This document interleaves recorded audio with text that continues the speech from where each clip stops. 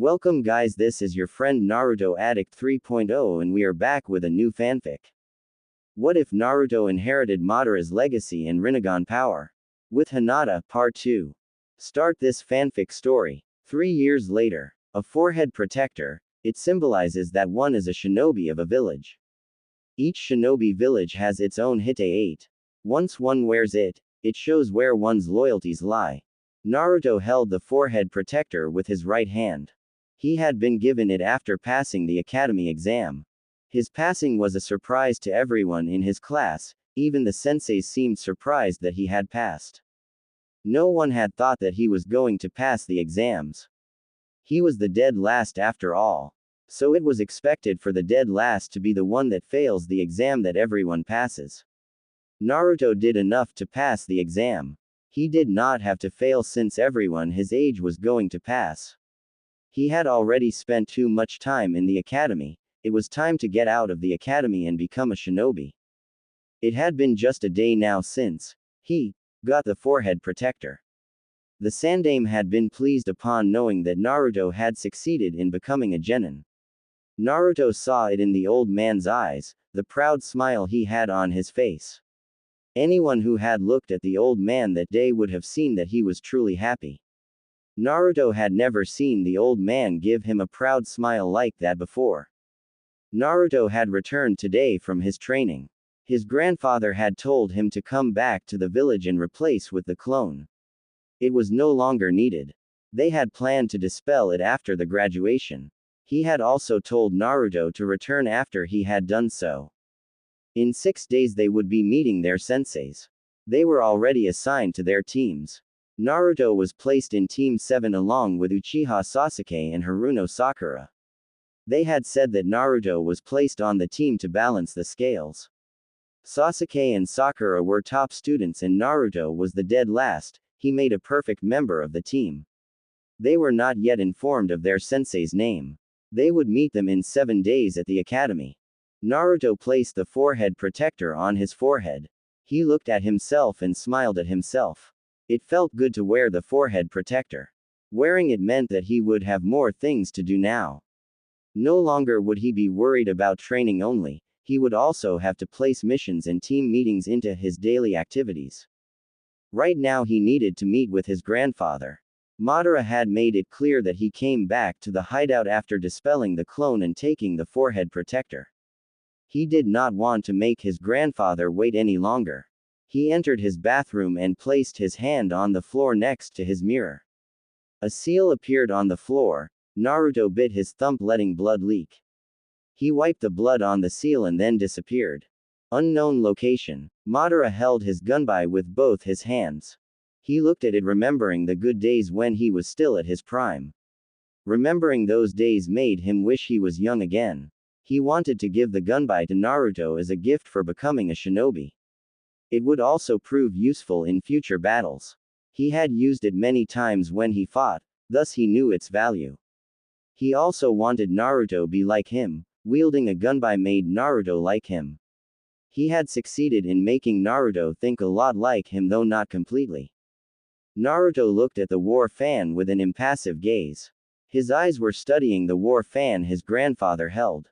It was wide with a tomo on it and had a long handle with bandages wrapped around the base, and a chain attached to it. It had a purple tint with a black border. Take this, it is my gift to you.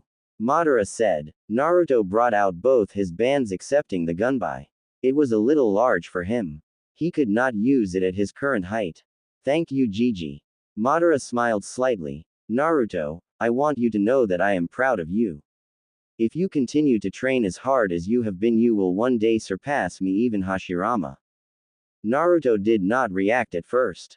It was unusual for his grandfather to say things like that. He brushed off his worries. His grandfather did a lot of unusual things. Madara continued speaking. Never forget what I taught you, and keep my words your heart. Now Naruto was beginning to worry, again. It seemed like his grandfather was saying goodbye to him. He could not accept something like that. He still needed his grandfather alive. What's wrong, grandfather? There is nothing wrong, all is well. He lied. Naruto did not see it, even with his Sharingan active. Do I still have to act weak now that I have become a ninja? He asked, wishing his grandfather would allow him to stop acting weak and stupid. Madara smiled at Naruto and replied, "Patience, child." Naruto sighed. It seems that he was not going to get his wish. Okay. I should return to Konoha since I did not leave a clone behind and I have to meet up with my team in a few days. Naruto said. Madara nodded. You can go, I have no other reasons to keep you here. He said. Naruto smiled slightly before going to his room. He did not need to take the gunbai with him to Konoha. He was not going to be using it for now after all. He needed to learn how to use it first before he could carry it around. Also, taking the gunbai back to Konoha would get him asked questions that he did not wish to answer.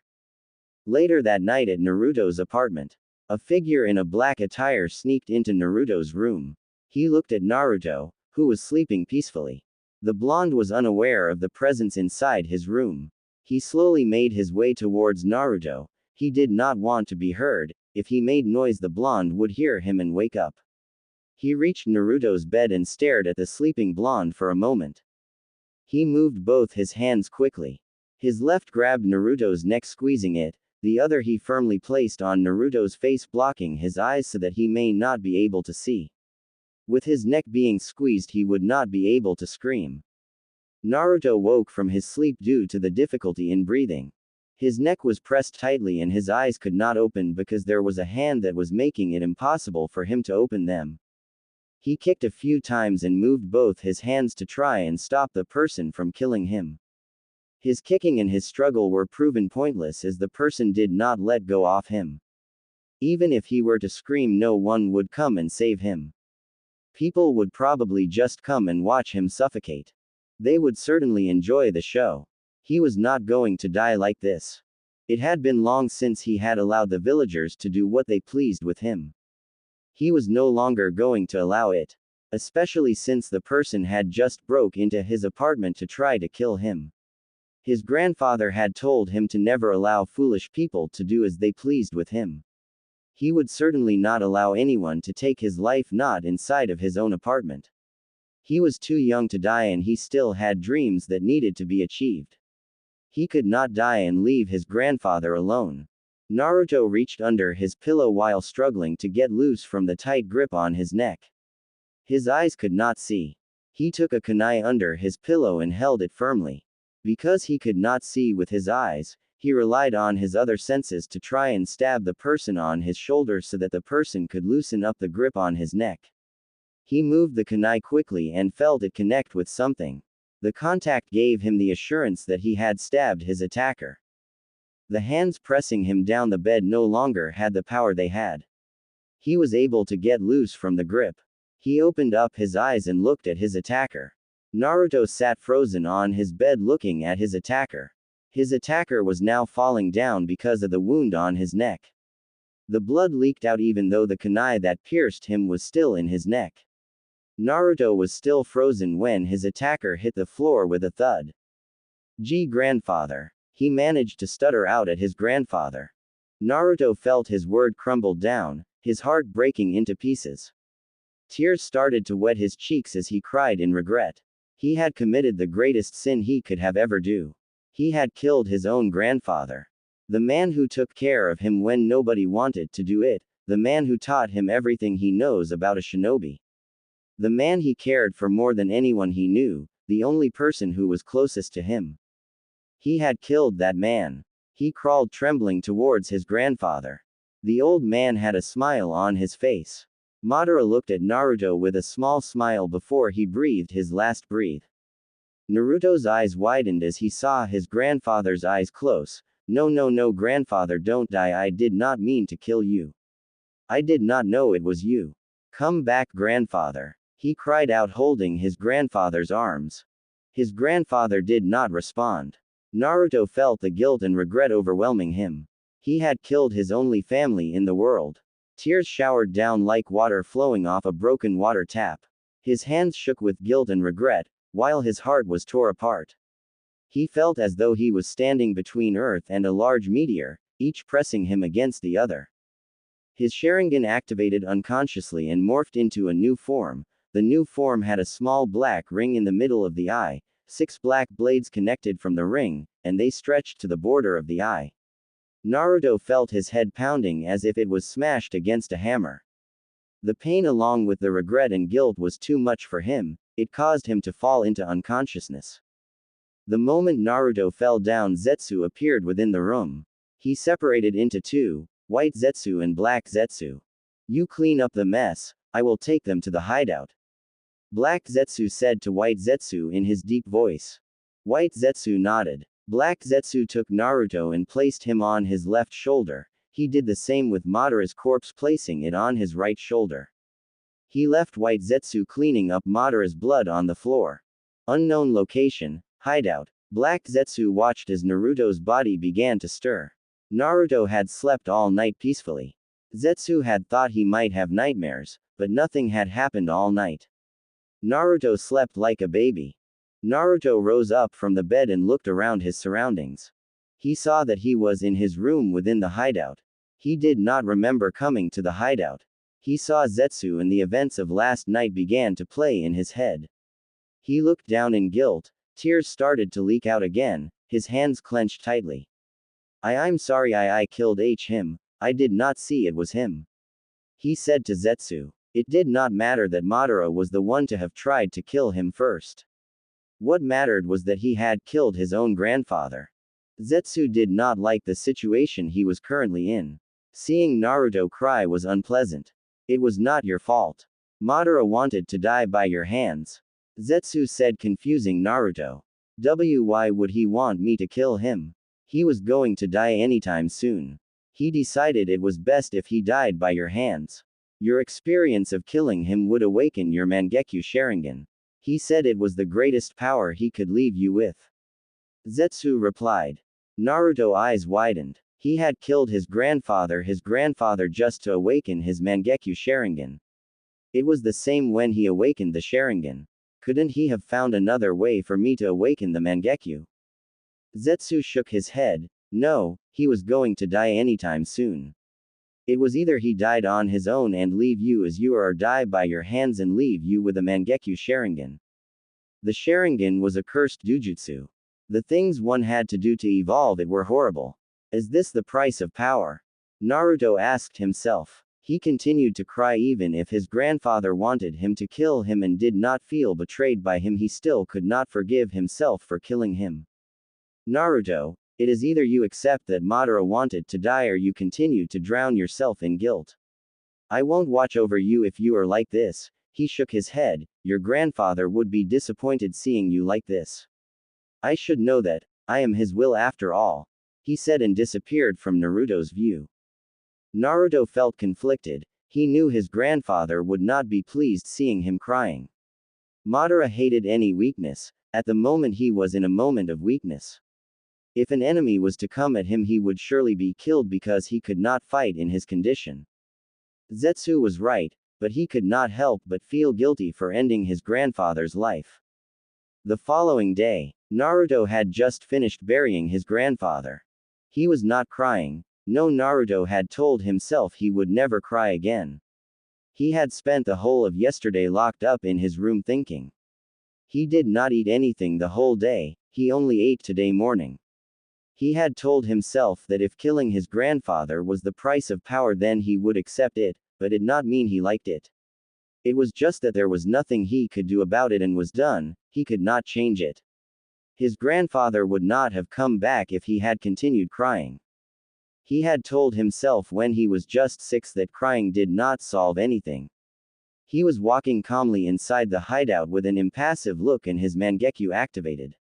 He suddenly stopped walking. I will be returning back to Konoha. The Sandaime will certainly be looking for me as he would not have been able to see me through his crystal ball. He paused for a moment. In 3 days I should be meeting my teammates. Some of my secrets will be revealed. He said to no one in particular. Zetsu stepped from the shadows. Which secrets are you going to reveal? That I'm not an idiot. I will release the genjutsu Madara placed around me and some of my power. But my Kekkei Genkais and full power will remain hidden for now, he said, walking away. Zetsu nodded and disappeared. He was a little surprised that Naruto called his grandfather by his name. He had always called him grandfather, never Madara. He guessed it was because Madara was dead now, and the manner in which he died. Naruto was not going to reveal his Dujutsu and his Mokuden bloodline. It was still going to be fun for Zetsu watching the looks on Konoha's face when it realizes that Naruto was not an idiot it thought he was. A few days later, Academy. The whole class was quiet. No one was saying anything, they all just looked at single person. Some looked at him with wide eyes, some in disbelief, one with indifference. They were speaking within their thoughts because they were seeing was something that they thought they could never see, and something that they thought could never happen.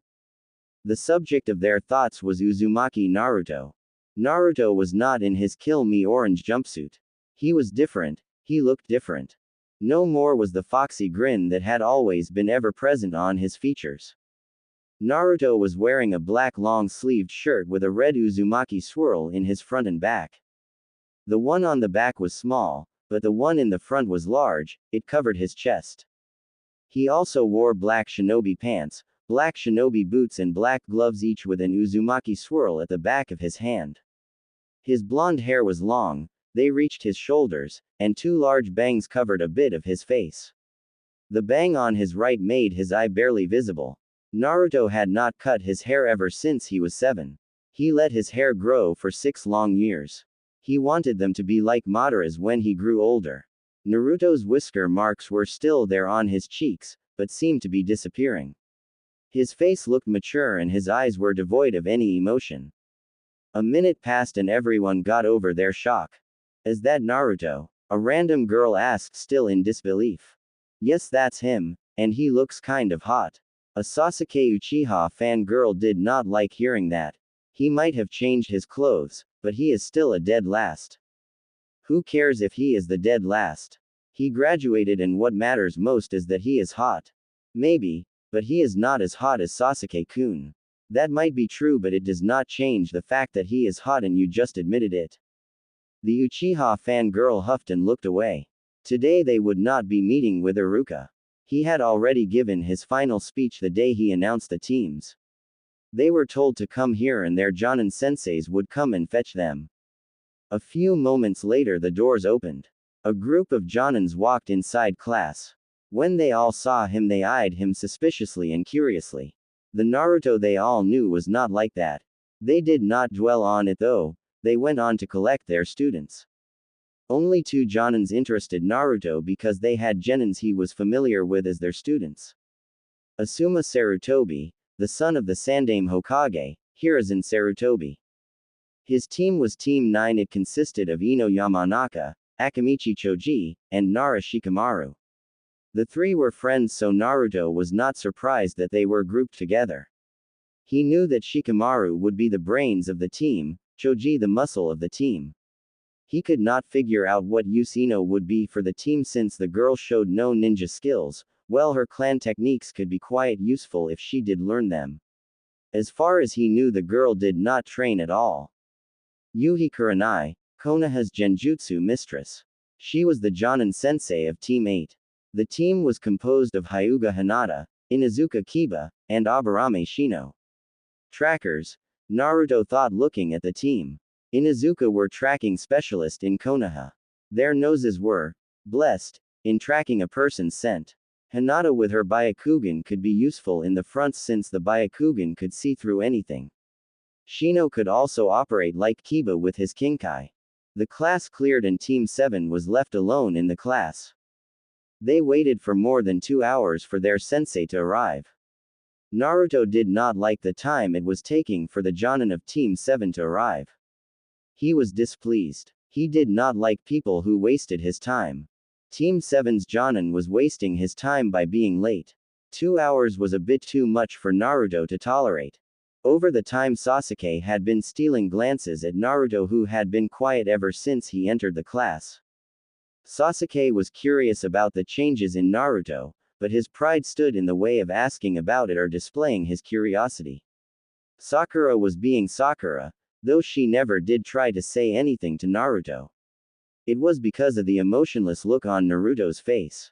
It was different from Sasuke's. With Naruto's she was not used to it and it gave her a bad vibe every time she looked at Naruto. Her focus was on trying to impress Sasuke. As always, Sasuke ignored her attempts. A few minutes and a man with spiky silver hair, a mask that covered most of his face, the only part not covered was around his right eye. He held a small orange book on his hand, and had a bored expression on his face. His eyes looked lazily at the genins before going back to his book.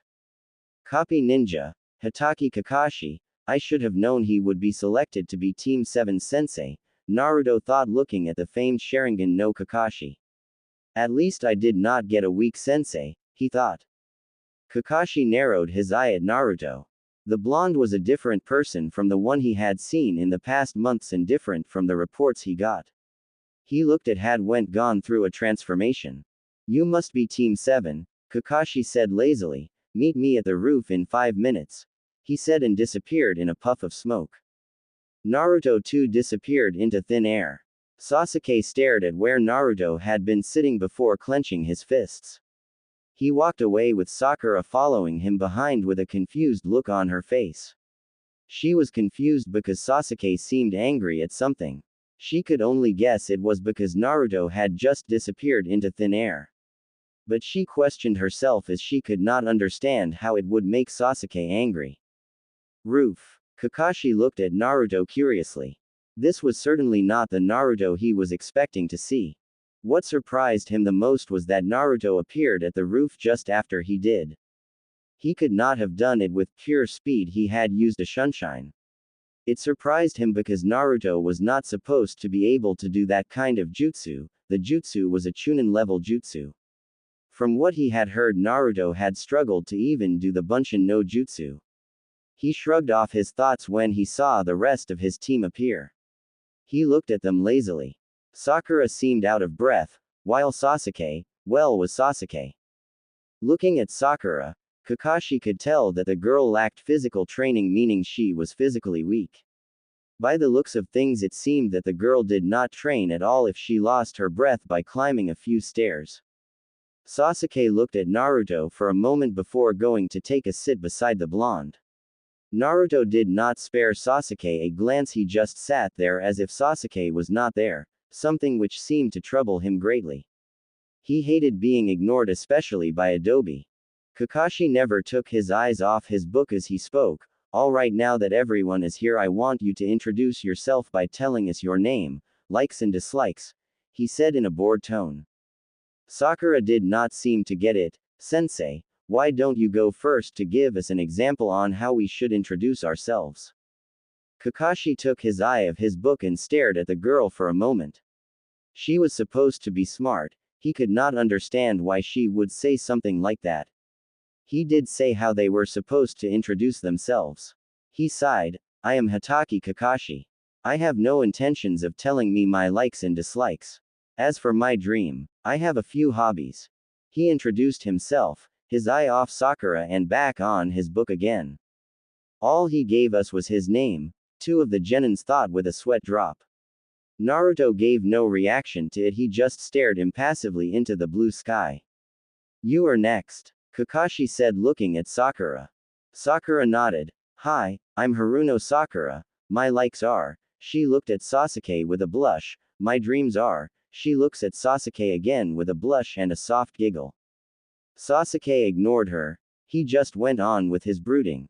My dislikes are Ino Pig and, she paused for a moment looking at Naruto. She sighed in relief when she saw that he was not looking at her.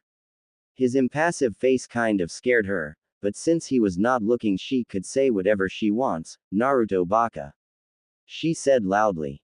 Naruto ignored her. He could care less if the girl hated him or liked him. It did not matter either way, she was weak and useless. Kakashi looked at her with a raised brow. Fangirl, he thought with a sweat drop. Things were going to be rough for him with Team 7.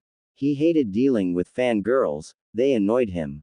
Especially since they did not take their ninja careers but rather spent their time trying to look good. He looked at Sasuke. You are next.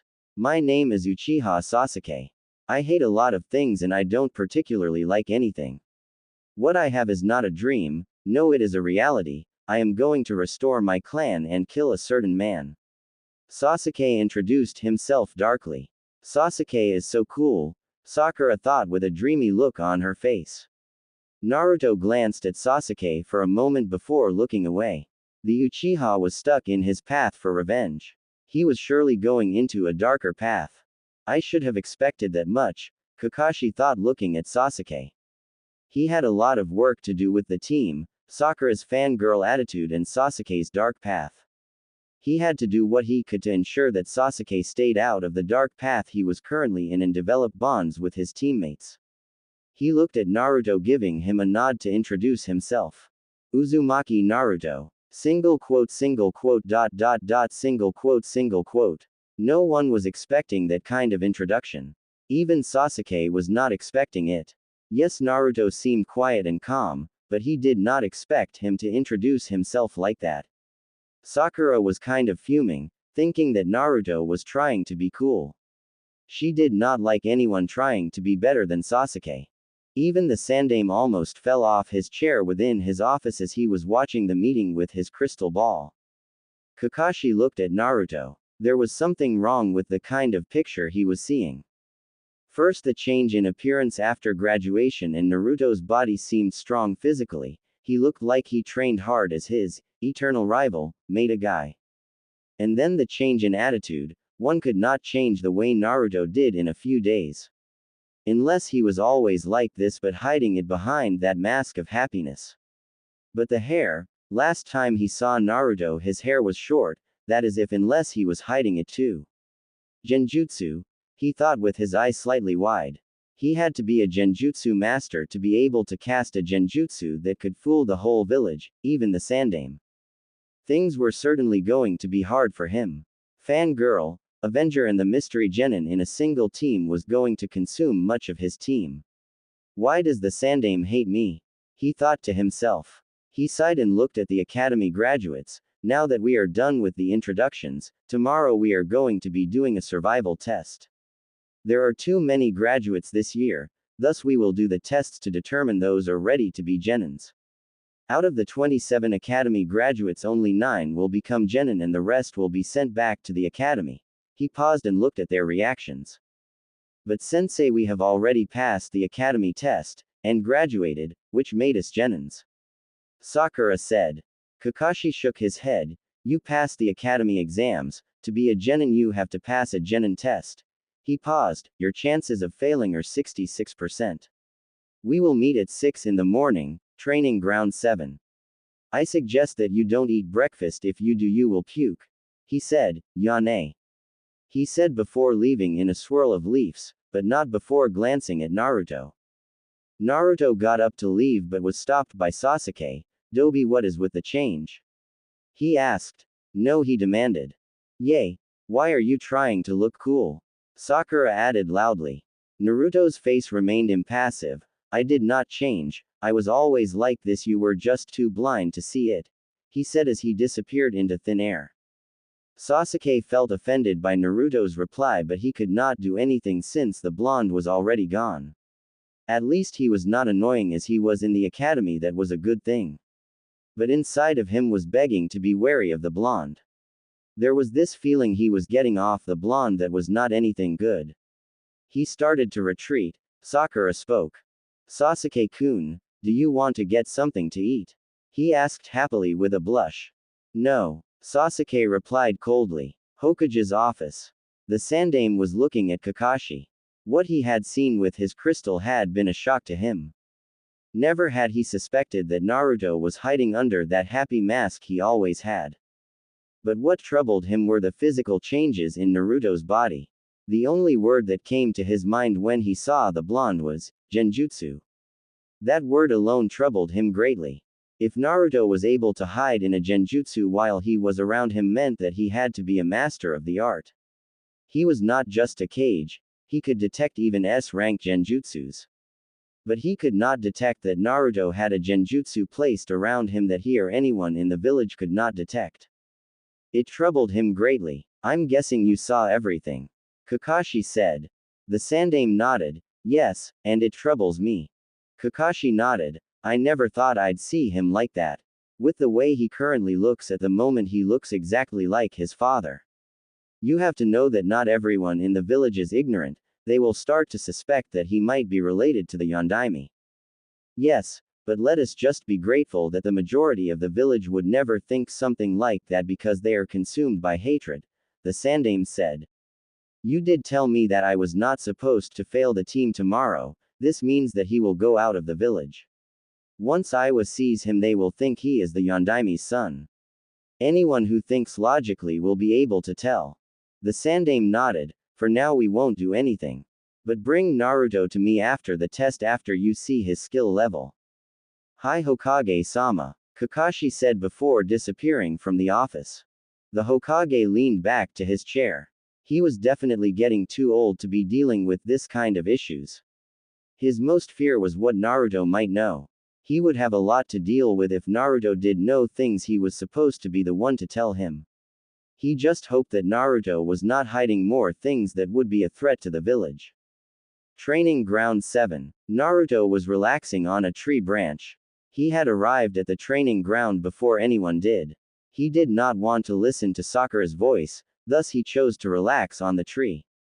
His teammates could no sense him. They were no good at sensing chakra and he was good at hiding his chakra signature. Someone like Kakashi would be able to detect him. His teammates had arrived just after he had. Sakura took the time she was alone with Sasuke as an opportunity to impress him. Thus she was fawning over him. Sasuke was blissfully ignoring her. Zetsu's head appeared from the tree. Naruto looked at him. Do you have something to tell me? No. Zetsu replied. So you were bored then. You no longer have Madara to converse with. Zetsu just nodded. How goes the information gathering? It has been rather difficult lately. I have not been able to find anything useful. He said, I'm curious which of your skills are you going to show today? Taijutsu. I have trained in Taijutsu ever since I was 7. It is my best option. I can fight without looking weak with just Taijutsu. I will not be using any ninjutsu, for now that is. Naruto responded. Taijutsu was a good option for him since he would have to answer fewer questions. If he did ninjutsu, they would ask him where he learned the jutsus and who taught them to him. With Taijutsu, he could simply say that he trained on his own. No one would question him further. It looks like your sensei has not yet arrived. Zetsu said, I will be taking a look around the village. He said, disappearing. It had been 45 minutes after 6 and Kakashi had yet to appear. Naruto was getting impatient. Kakashi was just too laid back to arrive on time at a meeting he set up. He had to wait yesterday and now he was waiting. He hated that Kakashi did not respect other people's time. At 8, Naruto's patience finally ran out. He jumped out of the tree. His teammates noticed him. You are late, Naruto. Kakashi-sensei said we could come here at 6. Sakura yelled out. Naruto had no words for her. She was not going to believe anything he told her anyway. It was best for him to just ignore her. He stared, walking away from the training.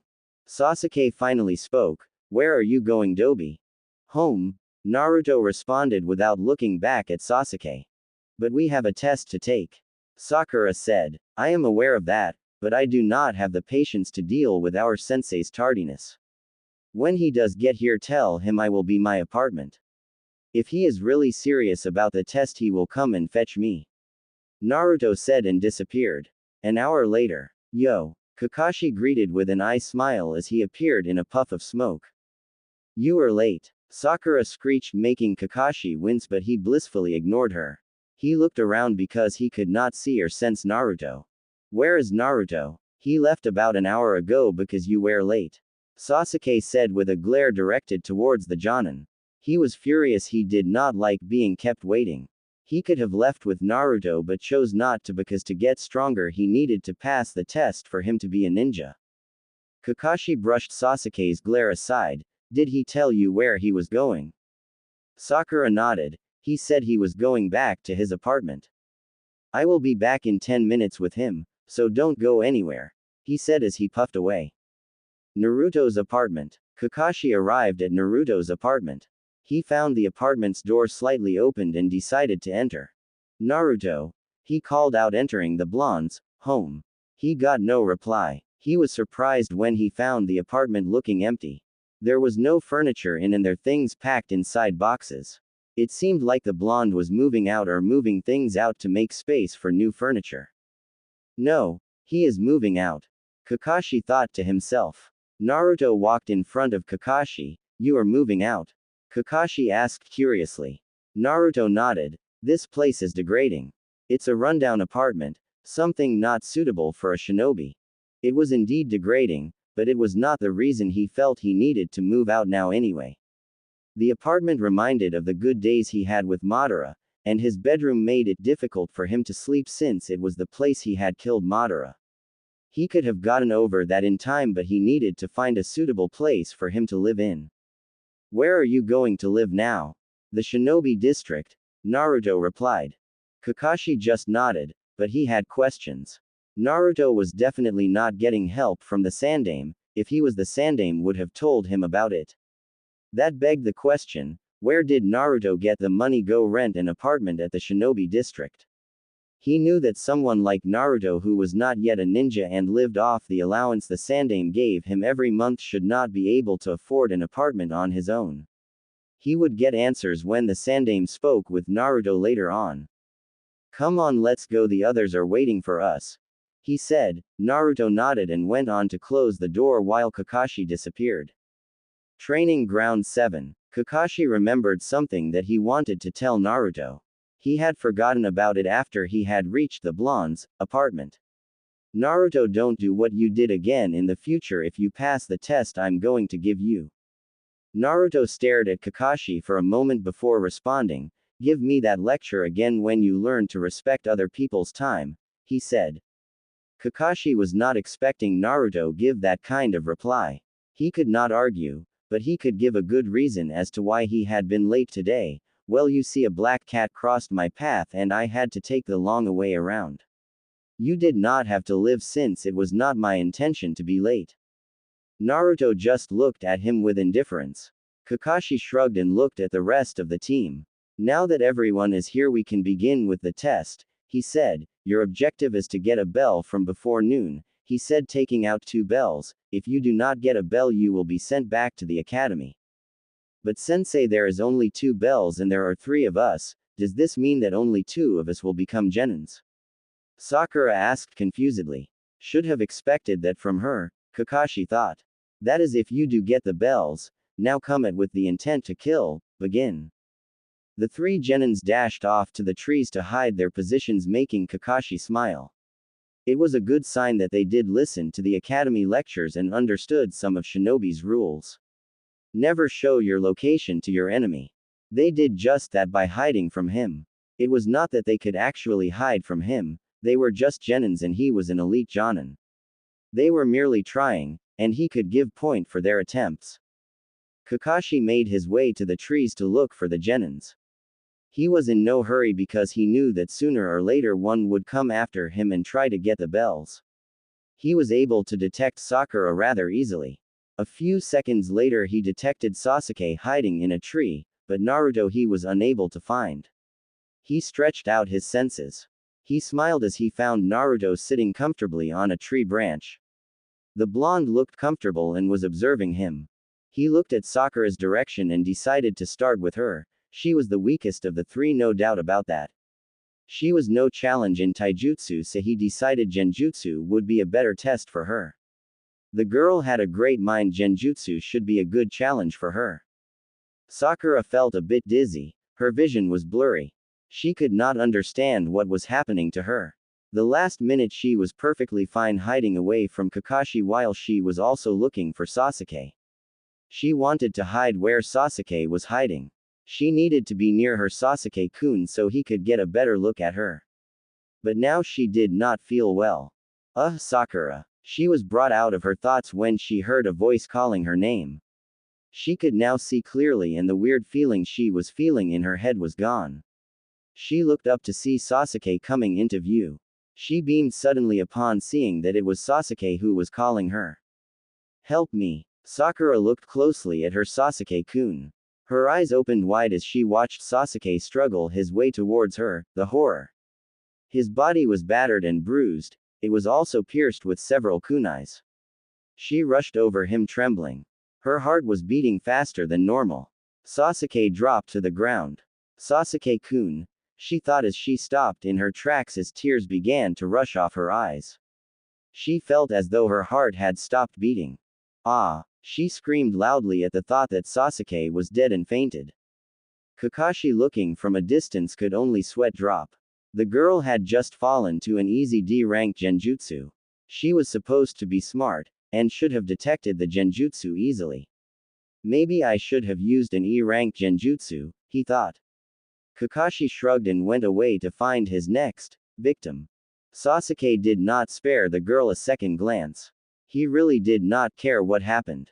She was a nuisance and annoying. With her out of the he could have a better chance of getting a bell. If she was still active she would no doubt get in his way and become a burden to him. He wanted to get the bell and pass the test. His quest could only be fulfilled if he became a shinobi. No one was going to stand in the way of his quest. Pathetic. Naruto thought looking at the fallen girl. It was clear that the girl was caught in a simple genjutsu that she had been unable to detect. Naruto could only guess what the girl had seen to make her faint. Whatever it was, it had something to do with Sasuke.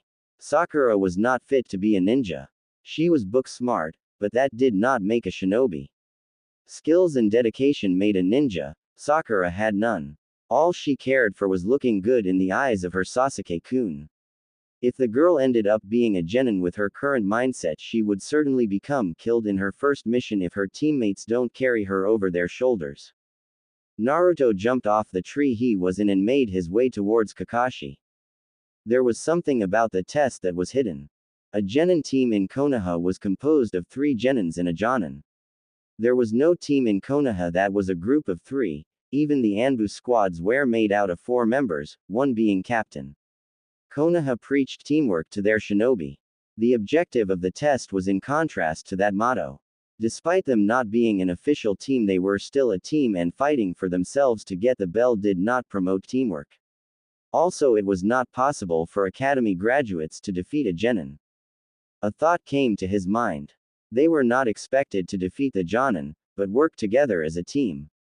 They were a team and were expected to work with one another in missions. Sasuke and Sakura would never agree to work with him. He wanted to have some fun, and he would have his fun by fighting with Kakashi. He could not beat Kakashi, but the jonin was surely going to underestimate him. He also had the element of surprise. He would take the advantage of that. He was stopped from going after Kakashi because Sasuke beat him to it. Naruto jumped up to a tree again. He could see what the last faithful Uchiha could do. It would prove certainly interesting if the Uchiha was just not full of arrogance. Sasuke made his way towards Kakashi. He had a confident look on his face. He felt confident about his chances of getting the bells. He was different from the others. He was an Uchiha and best in the academy class. He was considered a prodigy of his age. I'm going to get those bells, he said arrogantly. Kakashi looked at him once, then looked back to his book. His response to the proclamation annoyed the hell out of the Uchiha. It was like the jonin was taking his challenge as if it was nothing, not worth his time. He hated anyone who felt as though they were superior to him. He rushed towards the jonin at his full speed. Kakashi was slightly surprised by the speed the young Uchiha was showing. He did not put away his book though, he waited for Sasuke to come at him. Sasuke jumped and brought his right fist, trying to punch Kakashi on his face. Kakashi blocked with his free hand. Sasuke was quick to use his other hand. He forced Kakashi to dodge his punch. Sasuke engaged the jonin again. He attempted to sidekick the jonin, but Kakashi blocked his attack. Sasuke did not stop. He brought out his other leg trying to kick the jonin. Kakashi was again quick to block again. Shit. I can't read my book like this, Kakashi thought. Sasuke brought out his left hand trying to punch Kakashi in the chest, but the jonin blocked again, frustrating Sasuke. But he did not give up. His left leg moved faster than before, heading straight at Kakashi's waist. Kakashi caught Sasuke's leg, but was not given the chance to do anything as Sasuke moved with impressive flexibility. He tried gutting the Jonin with his left hand. Kakashi was up to the challenge. He caught Sasuke's hand with his other hand. Sasuke had expected as much. His free hand moved for the bells hanging on Kakashi's belt. He did enough to almost get them, but Kakashi let go of him and jumped back a bit. He looked at Sasuke. The boy was certainly good for an academy graduate. With his taijutsu, he could actually beat seasoned genin. He rushed at Sasuke, catching Sasuke off guard by his superior speed. He spun around and kicked Sasuke in the chest. Sasuke flew back but recovered quickly and landed on his feet. You certainly are good, better than most genins. Kakashi commented on Sasuke's skills in taijutsu. He was certainly skilled and Kakashi was impressed by the young Uchiha. Sasuke did not react to Kakashi's words. He was a little angry that he was not able to get the bells. What was more troubling was that he was unable to land a hit on the Jonin. Jonins were really strong, they were unlike any other shinobi. But he still had an ace in his pocket. He smirked and inhaled large amounts of wind. He held his hands together near his mouth as he muttered his jutsu. Fire release. Great fireball no jutsu. He breathed out a large fireball that sped toward Kakashi. This was ace. The Jonin would have been expecting him to do that. He would certainly burn the Jonin with his jutsu and get the bells. Kakashi had wide eyes as he looked at the jutsu. An academy graduate should not have that much chakra to do that jutsu, he thought. It was a surprise to him that Sasuke could do the jutsu at such a young age. He quickly replaced himself with a log to avoid him being burned. Sasuke smirked in victory seeing his sensei burned. He ended his jutsu. He looked at where Kakashi was standing to see a banned log. Replacement, he thought as he gritted his teeth. Earth release. Projection fish style no jutsu. Kakashi did his jutsu while he was underground. He pulled Sasuke to the ground. Sasuke cursed as he felt his feet being dragged down the ground.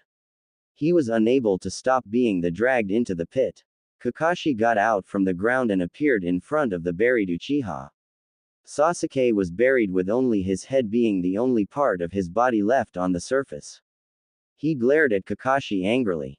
Get me out of here, he demanded. He felt embarrassed by being caught so easily. He was stuck in the pit and could not move his feet or legs. Sasuke-kun, a screeching voice of Sakura stopped Kakashi from responding. Kakashi looked at the pink-haired girl wondering when she had woken up. Sakura ran towards Sasuke. Sasuke-kun, she cried out trying to pull Sasuke from the pit. She was unable to do anything, as she was weak to do anything to begin with. Kakashi just watched the girl struggle, his face showing a bit of amusement at what his eye was seeing. Sakura got up tiredly and glared at Kakashi. Kakashi-sensei, get Sasuke-kun out of here now. She yelled at her sensei. Kakashi raised a brow. He did not think that the girl could be capable to doing something like that, standing up for Sasuke even if it was against someone stronger than both of them. She could not do anything to him, but here she was demanding that he pull Sasuke from the ground. Sakura saw that Kakashi was not going to do anything and sighed dejectedly. She sat down next to Sasuke. Don't worry Sasuke-kun, I will get you out of here, she said, trying to make Sasuke happy. Sasuke did not bother to look at the girl. He just continued glaring daggers at Kakashi, who blissfully ignored all the daggers. Kakashi realized that one of the genins was missing. Naruto was watching from afar. Sasuke was not that bad for a genin, but he expected to see more from an Uchiha. He jumped from the tree and walked calmly towards the others. Kakashi noticed him and looked back at the blonde. Naruto still had his impassive gaze on. Sakura was the first to say something. Naruto, come and help me free Sasuke. Naruto ignored her, and looked at Kakashi. He took a taijutsu stance which Kakashi was similar to the Uchiha interceptor style. Shall we dance Kakashi-sensei? Naruto said impassively. Kakashi raised a brow but nonetheless continued reading his book. He had taken it out after he had subdued Sasuke. To anyone he might not look like he was ready, but Kakashi was paying attention to Naruto. Naruto disappeared in a burst of speed and appeared in front of Kakashi. Fast, Kakashi thought with wide eyes. He had never seen an academy graduate move that fast, never in his life. He expected Naruto to surprise him, but this was too much for a surprise. Naruto's right hand rushed at Kakashi, but Kakashi was quick to get over his shock, he was fast to react. He blocked the blow. He felt a tiny bit of the power behind the punch. He hits like guy but at a smaller scale, Kakashi thought. Naruto brought out his right leg and attempted to kick Kakashi on his left side. Kakashi raised his knee to block the attack. He quickly put away his book because he now knew he would get embarrassed by a genin if he continued reading the book. Sasuke gritted his teeth in anger. Naruto was moving far faster than he could and seemed better than he was. Kakashi brought his right leg trying to hit Naruto. His foot connected with Naruto's hand. He retrieved his leg and brought it back again at Naruto. This time he spun around for more speed and power. Naruto brought out both his hands to block the attack. The power behind the kick was enough to force him back a feet away from Kakashi. This dance should be entertaining. Naruto said just enough for Kakashi to hear him. Kakashi looked at Naruto straight in his eyes, he seems to be happy, and calls a fight to dance. He must really love the thrill of a good fight, Kakashi said looking at the blonde. There was no smile but he could see a bit of excitement in Naruto's eyes. Kakashi got into his own stance. Naruto seemed to be good in taijutsu and his speed was impressive. He had to seriously fight if he was going to evaluate Naruto's strength. Naruto got back into his stance. He knew he could not beat Kakashi, but fighting against someone who could match and surpass your every move was something he could not miss. Both he and Kakashi disappeared from view and clashed in a taijutsu fight. Naruto attempted to kick Kakashi in the face, but Kakashi bended back to avoid being hit. Naruto spun around balancing himself and not giving Kakashi enough time to attack him. Spinning around he brought his right foot trying to gut the Jonin. Kakashi caught the blow and held Naruto's foot firmly with both his hands. His right foot moved fast and crashed into Naruto's stomach sending the blonde flying away. Kakashi did not give Naruto the time to recover. Within seconds he was already in front of Naruto. He attempted a right hook which Naruto was quick enough to block. Naruto jumped away from the Jonin. He rushed at Kakashi again. He tried crashing his foot into Kakashi's ribs but the Jonin jumped back. Naruto did not stop, he dashed at Kakashi and jumped up. He appeared above Kakashi, his right foot was crashing down with speed and power. Kakashi did not attempt to block, he replaced himself with a log. Naruto's foot connected with the log breaking it in half. Sasuke was now feeling jealousy towards Naruto. Naruto was faring well against a Jonin, while he could not do anything. He could not even get the Jonin to fight him seriously, but Naruto was able to. Naruto was just a dead last. What could have changed for the blonde to be better? Naruto landed to the ground and stood still. His eyes narrowed to where Kakashi was. The Jonin was within the trees. He disappeared off to the trees. Sasuke and Sakura could not see anything since their teammate and sensei were fighting within the trees. But they could feel that the fight was still going on. A few seconds later both saw their sensei flying back into the clearing. A second later Naruto appeared above the Jonin and attempted to pummel the Jonin to the ground. Kakashi could not dodge but was able to bring out both his hands to block Naruto's punch. The power of the attack was enough to sending Kakashi crashing down the ground even though he had blocked the attack. A small crater was formed where Kakashi had crashed. Naruto jumped away from Kakashi allowing the Jonin to recover. Kakashi got out of the crater and rushed at Naruto in great speed that should make him invincible to a genin. He appeared in front. Naruto was not fast enough to react as Kakashi's fist crashed to his gut making him grunt at the effects of the powerful punch. Kakashi did hand seals and held his hands together close to his mouth doing the same jutsu Sasuke had used on him earlier albeit bigger than Sasuke's. Fire release. Great Fireball no Jutsu. Naruto disappeared fast to avoid being hit by the jutsu. Kakashi ended his jutsu having sensed that Naruto had been able to dodge. Naruto was now a distance away from where he was previously. You are far better than I thought, far better than Sasuke. I don't think there is a genin in Konoha that can beat you. But I must end this now. Kakashi said, but before he could do anything the alarm rang signifying it was noon. Kakashi sighed and motioned for Naruto to follow him to the rest of Team 7. Kakashi freed Sasuke, who could not stop glaring at Naruto with clear jealousy. Naruto had been able to hit a Jonin while he had been unable to. Kakashi gathered them and looked at each of them disappointedly. You did not get the bells, thus you failed the test. Naruto took out both bells from his pocket, making Kakashi look at his belt and then at Naruto with wide eyes. When did you get them? The time I pummeled you to the ground. Before I jumped back I had already taken the bells. You were too focused on testing my power that you forgot about the test and you were thinking I had no interest in the bells, I just wanted to fight. That made it easy for me to get them. Naruto responded. Kakashi nodded. So what are you going to do about the bells?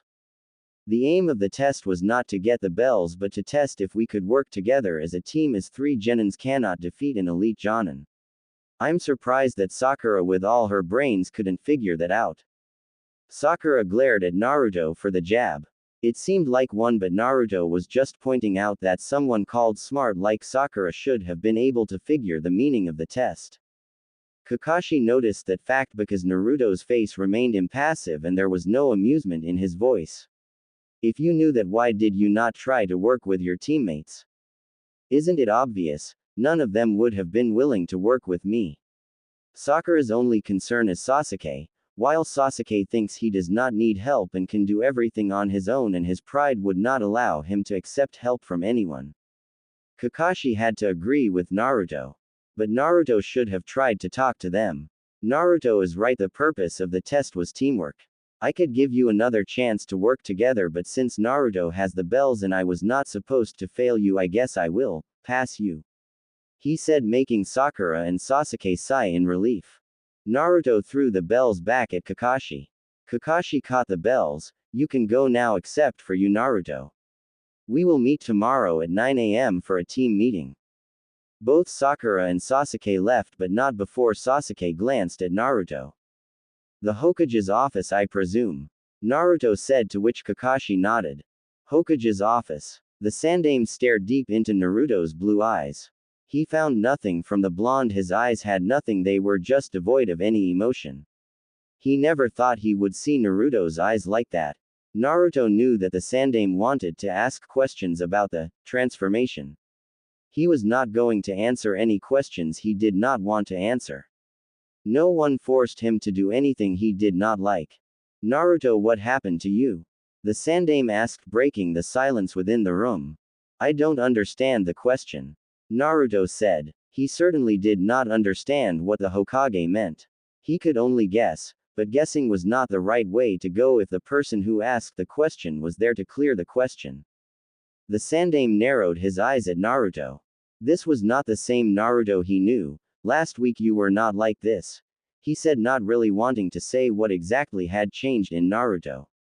My physical appearance and attitude, you mean? The Sandaime nodded. I am afraid I cannot answer that question, for now anyway. He responded coolly. Why? Because Hokage-sama, it is something I don't want to reveal. Naruto, why don't you want to reveal such information? What are you hiding? Don't you trust me? It is not a matter of trust, and it is that I just don't want to tell you, and I think I am entitled to my secrets. The Sandaime stared at Naruto sternly, but Naruto was not affected by it. Naruto, I don't understand why you are being like this, but I don't like you keeping things from me. You are an important part of the village and everything you do I must know of it. Ironic, isn't it? You don't like me keeping things from you while you have been doing just that my whole life. Naruto said, sounding almost amused, but he was far from being amused. The Sandaime and Kakashi tensed just when Naruto uttered those words. Naruto saw them tense. You thought I would not find out? I know everything, Hokage-sama. The Sandaime looked at Naruto with shame and guilt. Naruto was used to seeing the look from the old man. It was like the old man wanted him to see the guilt and shame. He did not understand if it was what the old man wanted him to see or he felt guilt. The Sandame could be two-faced sometimes. He brushed off his thoughts. The Sandame had to know he knew things that he had been keeping from him. It was not going to do anyone any good if he just kept it to himself. He did not hate the old man for keeping things from him, but he hated that when the old man found that he too was keeping things from him, he was quick to show that he was displeased. You know of the QB. It sounded like a question, but it was not. Yes, and about my mother. Hiruzen Sarutobi nodded. Only your mother. I also know about the man responsible for my birth.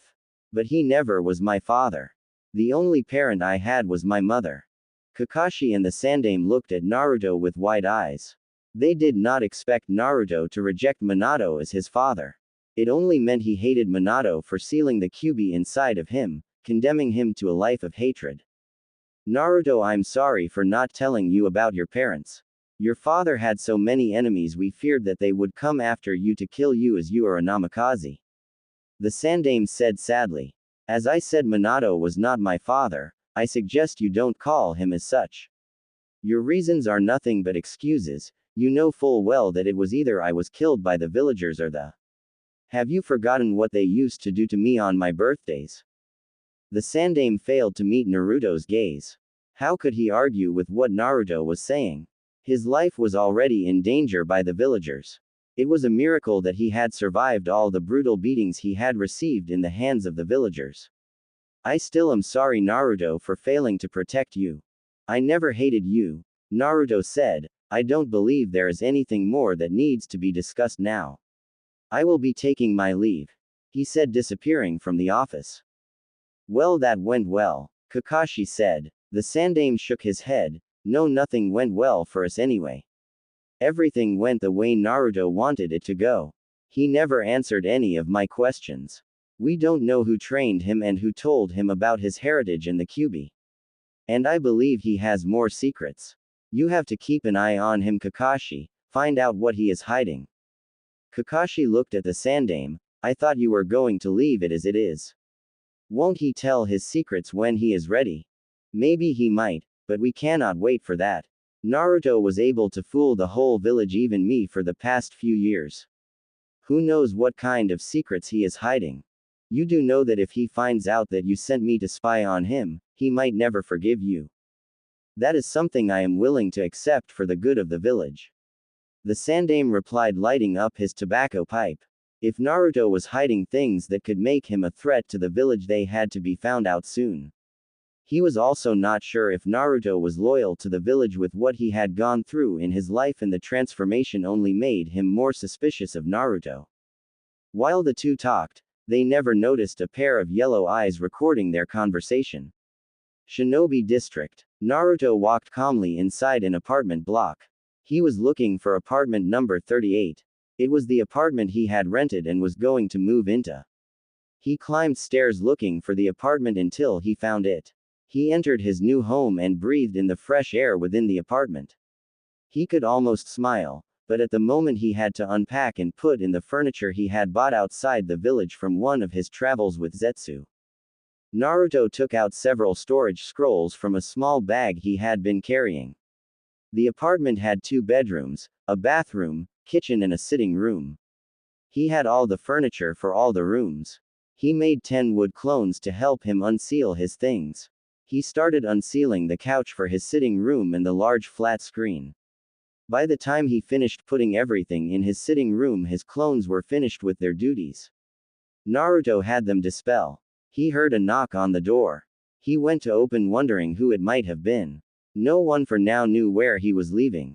Naruto opened the door and looked at a purple-haired woman. Her hair reached down her waist, brown eyes and a shade of red lipstick. She was with another woman he recognized as Yuhi Kurenai. What can I do for you? Naruto asked calmly. Naruto, the purple-haired woman said, looking at him with slightly wide eyes. Naruto recognized the voice. Neko, he thought. She was an Anbu who had been once assigned to watch over him. Are you familiar with him, Yugao? Kurenai asked. Yugao smiled slightly. Sort of, she said. Sorry for disturbing you, We had noise like things were being moved and decided to check what it was since no one lives in this apartment. Naruto nodded. The noise must have been me. I was putting my furniture in order. You are going to be leaving here? Yugao asked. Naruto nodded. What happened to your previous home? Nothing, he said dismissively. Yugao nodded. Kurenai smiled at Naruto. Well, it seems you and I will be neighbors, she said as she and Yugao turned away from his door. Naruto closed his door and walked back to his sitting room. He found Zetsu already sitting there. It appears you were right, Zetsu said. Naruto had sent Zetsu to spy on the Sandaime, knowing full well that the old man was capable of anything he set his mind on. He does not trust you. I expected as much from him. He may feel guilty for lying to me, but he can see that I get dealt with should I be a threat to the village. The Sandaime might be old, but he can be cold, cunning and manipulative when he wants to be. Naruto said. Who did he send then? Your sensei. Naruto nodded. We will see what Kakashi will discover about me, he said. I have to admit the old man is truly brave, to have someone spy on me just after the talk I had with him. Naruto said. What are you going to do about it? Nothing. They can look all they want but can never find about my secrets unless I want them to, Naruto said confidently. Months later. Team 7. Naruto never felt at peace within the team. There was always someone watching over him, a pair of eyes that always stared at him. It annoyed him to no end. There were a few times that he had even thought of killing someone because of the constant watchful eyes that always tailed him like his own shadow. It felt like he was a criminal by being always watched. It was not just Team 7, it was everywhere he went within the village, there was always someone watching him like a hawk. Konoha did not trust him, he was seen as a flight risk. Naruto figured that the council had taken notice of his transformation, and were not going to take any chances with him. It was clear that no one trusted him because he refused to tell them anything. Even when they had tried to force him to talk, he still had no fears, they could not touch him. The feeling he was having now was the same his grandfather felt when Konoha had been formed and Hashirama was made Hokage. His grandfather was not trusted, they could never make him leader. Without the trust of the village, even from a clan he led, Madara was forced to defect from the village. It was now the same with him. Konoha refused to trust him, because he kept things from it. He really hoped that it did not end the same way with him as it did with his grandfather. It would make his goals hard to achieve but not impossible. His skills in taijutsu were not what they feared, no, they feared the things he was hiding. They came to a conclusion that he was hiding his true strength. That conclusion made them even more suspicious of him. They could not understand why he would hide his true strength. They thought he was hiding his true strength because he was planning something. They could not believe that it was for the good of the village, because if it was for the good of the village he would not have to hide it. That was what they thought. Naruto had not intentions of doing harming the village in any way. His grandfather had founded the village along with Hashirama. His grandfather was the one to have named the village. It was only fair that he inherited it since it was founded by his grandfather. He could not go around destroying things that his grandfather had built. Despite the constant watch he was under, Naruto had no fears of his secrets ever being discovered by someone. The only reason Naruto did not have any fears was because he knew that they would never find anything from him unless he was careless. But with the constant watch he could not train anywhere or do anything private, outside of his own apartment. His apartment was the only place that gave him the privacy he needed. But he was sure of it, sooner or later they would bypass his security seals. He was by no means a seal master, the security seals are what he had been taught by his grandfather. They were not perfect, but they did their job. He could converse with Zetsu and even at times leave a clone while he goes away to the hideout to train. With Team 7, he had to worry about Kakashi, who always had his eyes on him. Even when they were on missions, the Jonin paid too much attention on him than his other students. Kakashi was taking his job seriously than Naruto had thought the Jonin would. He never made the mistake of leaving Naruto alone. No, if he was going somewhere and it was during Team 7 activities, the Jonin would leave a shadow clone to with Naruto. But the Jonin was friendly and valued his team as part of his family. This values made Naruto question why Kakashi would choose to spy on one of his comrades. When the Sandaime had told him to spy on Naruto, Kakashi spied, but not as seriously as he was doing now. Naruto thought that the council had taken part one that change. The fools were capable of anything, especially Danzo and the two advisors. If there were people to kill, it would be 3 elders. There was also Uchiha Sasuke and Haruno Sakura. The two just annoyed him to no end. Sasuke was obsessed with fighting with him. Every time he got the chance to demand that Naruto fight him, he would take it. Naruto never fought with the young Uchiha. He always refused to fight the Uchiha. Naruto hated fighting pointless battles. There was nothing he would gain from fighting the Uchiha. Despite his love for a good fight, Sasuke was not worth his time. His refusals always infuriated Sasuke, and he would always attempt to hit Naruto whenever he was not looking. Naruto had better reflexes and would always dodge the attacks without hitting the young Uchiha back. Another person that caused him headaches was Sakura. Despite his attempts to ignore the girl, she would not just stop talking. Naruto was sometimes tempted to put the girl in a genjutsu. He would make the girl kill herself and she would be gone from his life. She hated him because he was better than Sasuke. No, she refused to believe that he was better than Sasuke. What she did was yell at him for trying to be cool and better than Sasuke. She would always tell him to stop trying to make Sasuke look bad. Despite all the problems in Team 7, the team was almost perfect when it came to teamwork. It was all that Kakashi taught them, and they were better at it than any other genin team. They did their missions better than any other rookie genins. Over the past months they had done a lot of missions. But only 2 stood out, the mission in the Wave Country and mission in which they were protect Kuyoki Kazahama. The Wave mission had been their first mission, and ended up being an A- rank mission because they had encountered an A- rank missing nin, Zabuza Momochi, and his accomplice Haku. Sakura had been a burden in the mission and basically did nothing useful. What she did was to tremble in fear at the thought of dying in her first real mission. They were protecting a bridge builder from a man named Gedu. Team 7 did succeed the mission and managed to get Gedu killed despite the odds being against them. Sasuke had awakened his Sharingan during the battle in the bridge. It made him even more arrogant now that he had finally awakened the Uchiha clan bloodline. It made the Uchiha feel superior to anyone, thinking that no one could match the power of the Uchiha eyes. The mission to protect Kuyoki was also a success. They went to the snow country on the mission and found out that Kuyoki was a real princess. The team had thought she just played a princess in movies. Her country was being controlled by her uncle, who had killed her father to take over the country.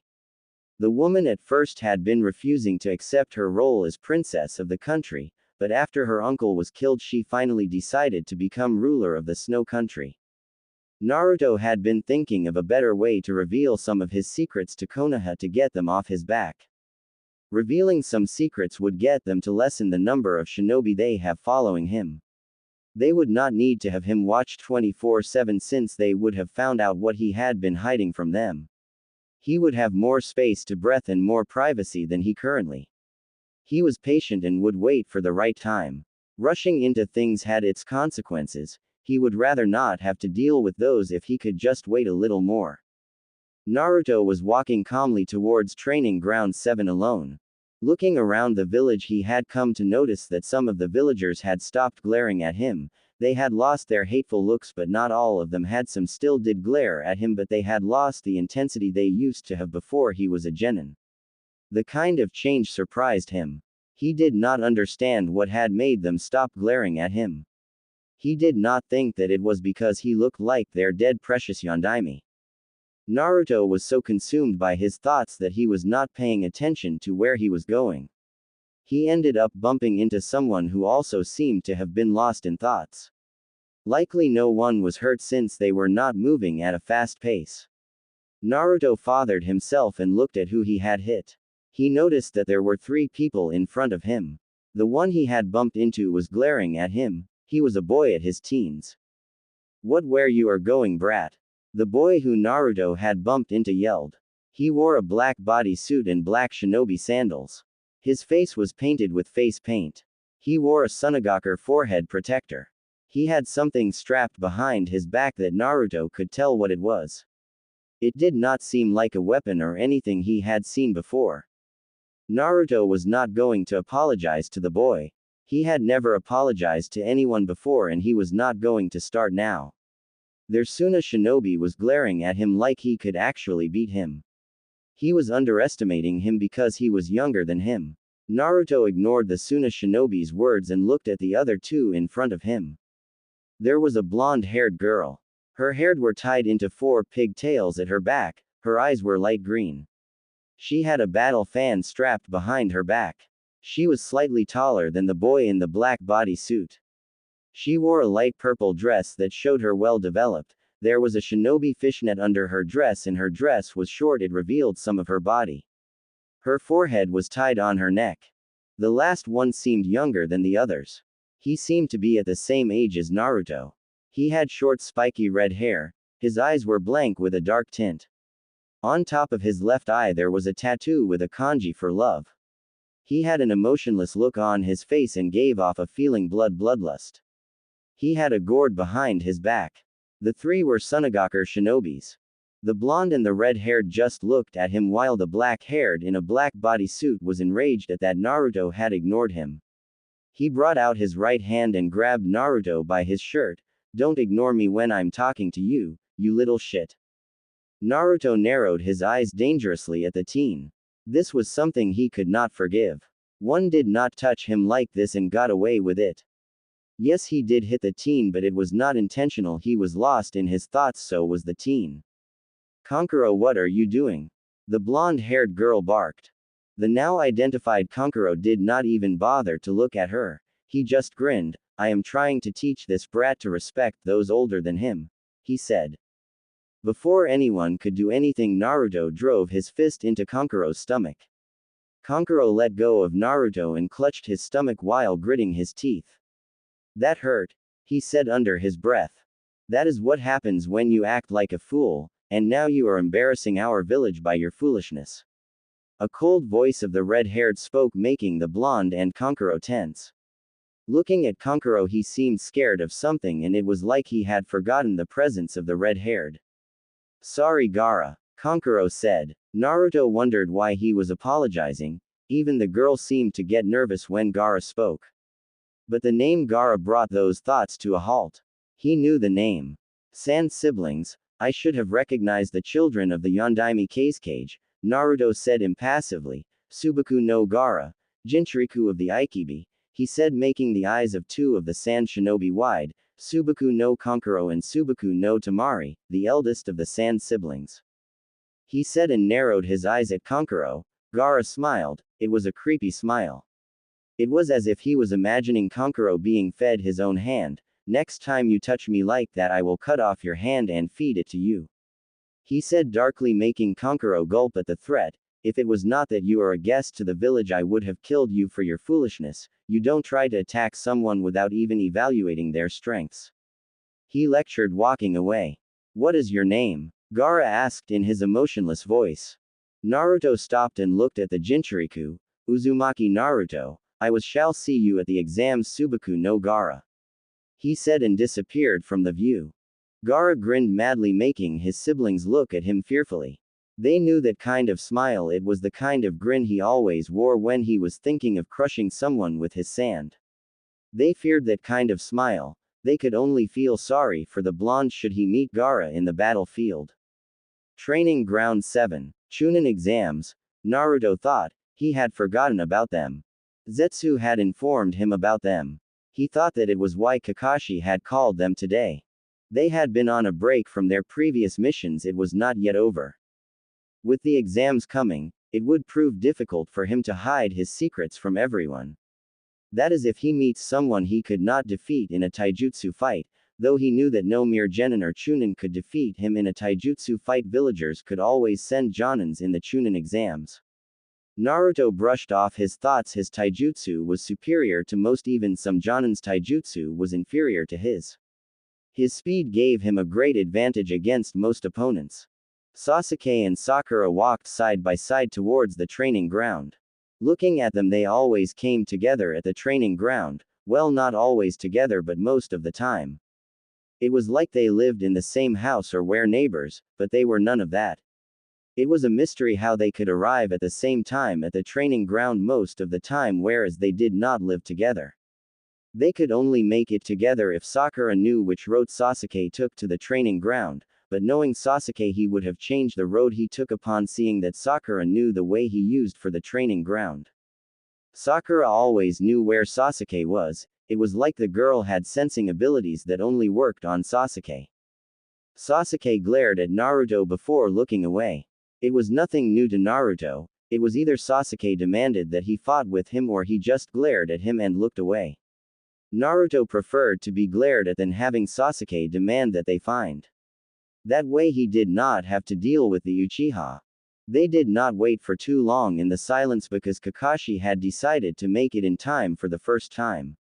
Not even the fact that Naruto would leave the training ground after waiting for an hour for the Jonin had probed him to arrive in time for team meetings.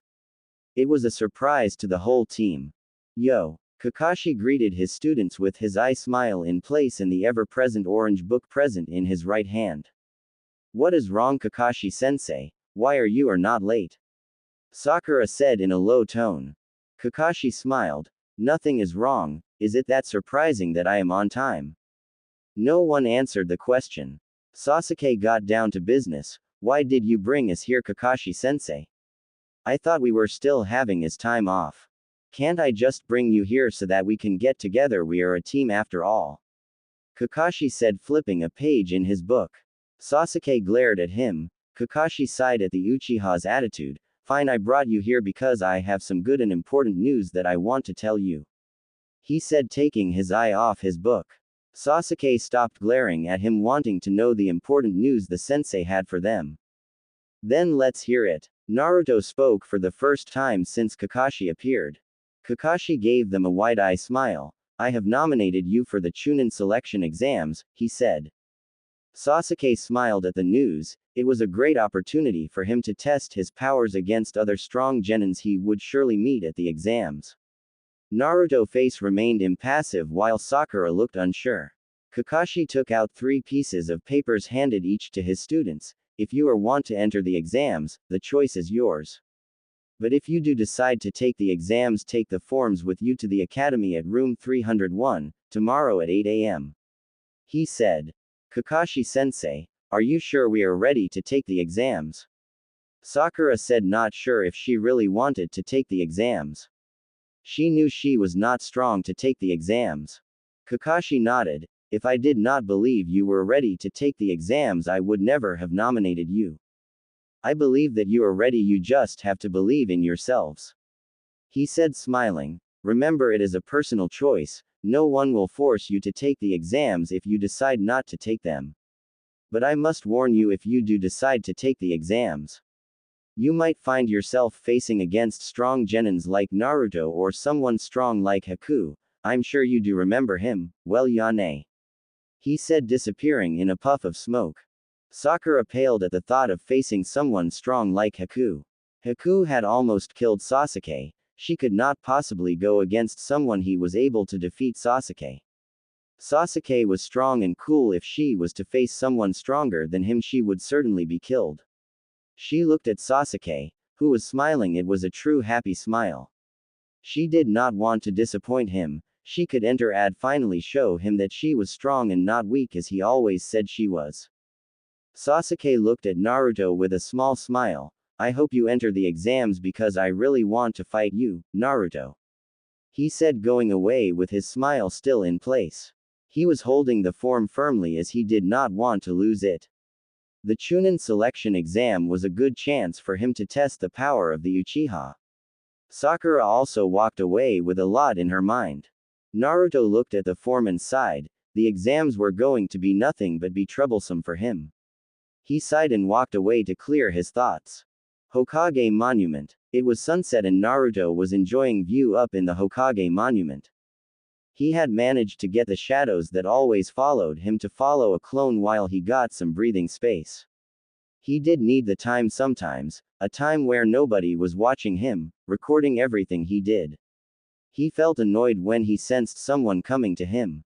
He did not want to talk to someone at this time. He turned around to see an old man with a cane. His right hand was wrapped up in bandages, and his left eye was also bandaged. He had an X-shaped scar on his chin. Shimura Danzo, Naruto said, I was wondering when you would appear before me. Looking at the bandages, he felt disgusted knowing what the old man was hiding under those bandages. Danzo was another person in his must-kill list. He was also a threat because he desired to be Hokage. The old man loved to be in control of Konoha. But he was going to be patient and let the old man play for now. Danzo's face was impassive as he studied Naruto. Kyuubi, he thought. He did not see a person when looking at Naruto. No, he saw the Kyuubi, a weapon that must be under his control. He only could make it powerful and program it to fight for the village. The Sandaime had been a fool in refusing him to take the boy. He could have trained the boy so that he could become a loyal weapon for the village, not someone who was a flight risk. The village seems peaceful looking at it from here, isn't it? He said, trying to see how the blonde would respond. He could not get into serious business without having an idea of the kind of person the blonde was. He had reports from his route Anbu, but to confirm everything he needed to see it himself. It is lovely, but get to the point. I do not think you came here to talk of such trivial things. Naruto said. Danzo nodded. I have a proposition for you. He said. Naruto narrowed his eyes at the old man. Danzo was looking at him with cold and calculating eyes. I have no interest in joining your route forces, Danzo. In fact, I have no interest in associating myself with you. He said firmly. If Naruto knew of his route, which was a secret that only those in Anbu knew, the boy must know some more secrets. His route was an S-rank secret, not even some Jonin knew of it. His route is thought to have been disbanded, but it was still operating underground. In official reports it was not, but he was still running his division. I see out suspicions were right about you. How do you know of my route division? He asked curiously, wanting to see if the boy would give him something. Your route is not much of a secret, but what you with your route is what is the secret that no one outside your division knows. He said, but Danzo, I am not a threat to the village as you people perceive me to be.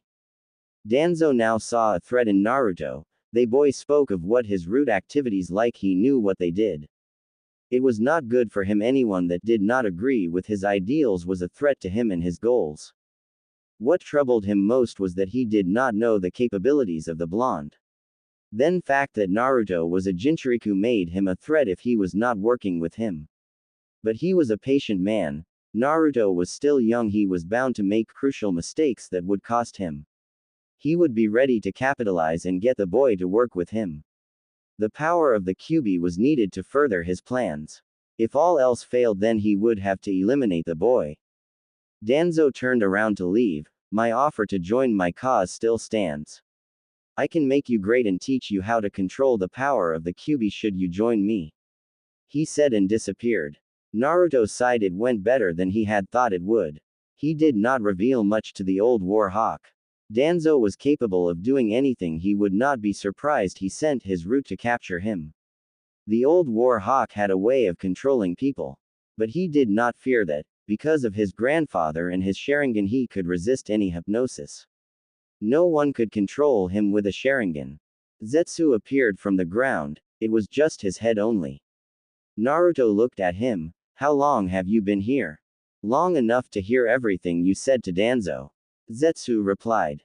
Since you were here, did you have a white Zetsu spore attached to Danzo? Naruto asked. He thought that Zetsu might have just done that knowing that Danzo was a threat. Yes, I figured that you might want me to do something like that. Good, that man is slippery, you can never know what he will do next. With Zetsu's spore on him, I will know everything he does, what he says, and who he meets. I do not want that old man to surprise. Naruto said. When are you going to make a move against him? In time. Right now I am not strong enough to start with my plans. Everything will be in motion once I get strong enough. Naruto said. Staying the way you are and in the village is not helping you become strong. Zetsu pointed out. Naruto nodded, agreeing with Zetsu. I know that. I will think of something after the exams, he said. The academy. Sasuke and Sakura were waiting for Naruto at the academy entrance. Sasuke had no doubt that Naruto would show up. Sakura was the one had thought would never show up for the exams. The girl was weak. Yesterday she did not seem too sure of herself that she would enter. It did not take long for Naruto to appear. The blonde was still in his black attire, but had a sword strapped behind him. Sasuke looked at him curiously. You know how to use a sword? He asked. Yes, but I'm not good at it. It is just useful in dealing with annoyances. Both his teammates knew that he meant weak people by annoyances. Naruto had brought his ninjutsu because he refused to get his hands dirty with blood stains of weaklings. A sword could do the job for him without dirtying him. Sasuke shrugged. Let's go inside, he said, turning around to face the academy doors. Both his teammates followed him behind. The academy was full of activities. Naruto was not interested in anything, though he just wanted to get over with it. The only person that interested him was the Sand Jinchuriku. The others would just be annoyances that talked more than what was necessary. At least he did bring his sword with them. The team walked inside the academy, ignoring everything else that was taking place. They wanted to get to the room they were told to by their sensei. It was of no benefit to them to get into other people's business. They were stopped when a green blur appeared in front of them. The boy in front of them wore a green jumpsuit, his forehead protector was worn as a belt on his waist, and black shinobi sandals. He had thick eyebrows and shiny black hair. He looked at the boys, then at Sakura. He smiled at her and gave her a thumbs up. You must be Haruno Sakura. I am Rock Lee, he introduced himself to the pink-haired girl. Then he blushed slightly. Will you go out with me? I will protect you with my life, he said. Sakura was quick to speak. The boy was lame, his jumpsuit, hair and everything about just seemed wrong. No, she said. I belong to Sasuke-kun, she thought to herself. Sasuke seemed disappointed at her answer. He had hoped that the girl would accept Lee's proposition and leave him the heck alone, but seems that it was not to be. Lee seemed disappointed at the rejected and brightened up slightly. He looked straight at Naruto's eyes. You are Uzumaki Naruto, correct? Naruto nodded. Guy-sensei told me that you are the best taijutsu user out of all the genins. He said. Fight with me, I would like to see if you really are good. I'm a taijutsu specialist. If I want to be the best, I must beat what is considered the best. Naruto looked at the genin in front of him for a moment before speaking. As much as I love to dance, I have to interest in taking part of a pointless dance. Dance? Lee said confusedly. Sakura sighed. Naruto referred fighting as a dance. Never has she once heard him say the word fight. It was always dance with him. He means to fight. She answered Lee, seeing his confusion. When it sank in his head, Lee took a taijutsu stance. I'm afraid I must insist, he said. Naruto knew the boy was not going to take no for an answer. He really hated being dragged into a fight he did not wish to take part in. He looked at Lee for a second, then disappeared in a burst of speed. Despite Lee being in a taijutsu stance, he was not expecting Naruto to attack him. He was also not expecting Naruto to move at the speed he moved at. He could only move at the kind of speed without his weights. Naruto wore no weights, he only wore them when he was training. Now Lee found himself wide-eyed. Naruto's sword was on his neck, poised to pierce it. He could not do anything at the situation he was in. Naruto's knee was down on the ground as he needed to get low to get into the position he was in. He was in front of Lee with his sword raised. Everyone who saw him was shocked at his speed. Sasuke gritted his teeth. He hated seeing Naruto look strong. He hated admitting it that Naruto was faster than, stronger than him. Even with his Sharingan activated, he had only increased his strength by a few miles, but it was nothing compared to Naruto. I refuse, Naruto said firmly. Lee nodded slowly.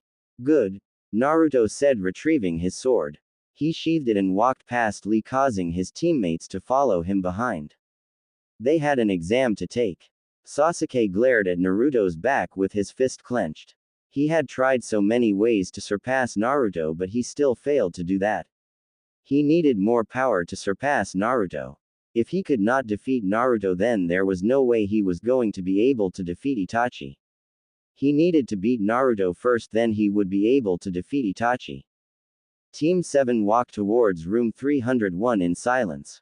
They reached the doors and were stopped from opening the door when Kakashi appeared between them and the door.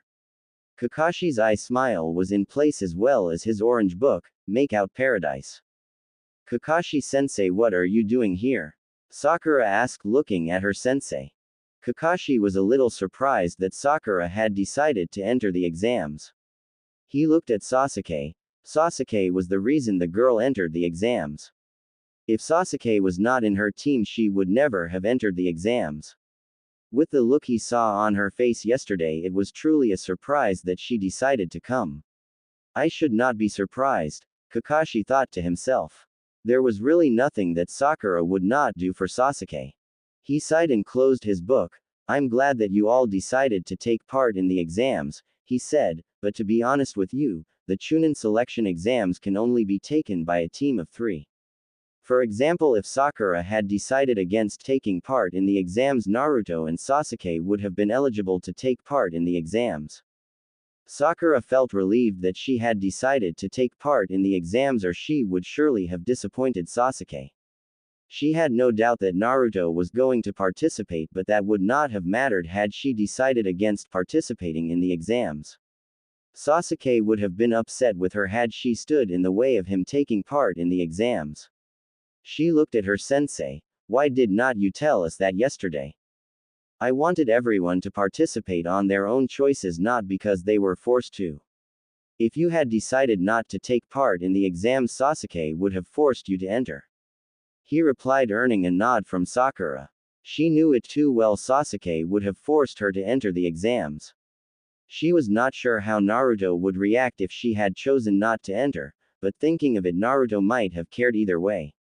Sakura, don't allow yourself to be a burden to your teammates, Kakashi said firmly. Sakura nodded. She had always needed to her teammates to carry her. Even Naruto did look out for her at sometimes, even though she knew he didn't give a damn about what happened to her. Well then, good luck, Yane, Kakashi said as he disappeared in swirl of leaves. Even though Sakura was weak, he was not a bit worried about her, for he knew that her teammates would look out for her. Naruto stepped forward and opened the door, and his teammates followed him as he entered room 301. The moment they entered the room, they were greeted by killing intents from different directions. Sasuke shrugged it off, even though it made him a bit uncomfortable. He had come across killing intents that made him want to kill himself, so this was nothing. Sakura held her hands together. She was a bit scared now because the killing intents were too much for her. Pathetic, Naruto thought. Killing intents of such level did not move him. Madara had trained to withstand killing intents even from something such as the Kyuubi. Madara might have been old at the time, by one he still that had made Naruto afraid of the old man was his killing intent. The first time he had experienced a dose of it, he had fainted because it had been pressing him down like nothing he had ever felt before. Such things had made his killing student frightening for mere genins. Another thing that had made it frightening was his grandfather's DNA.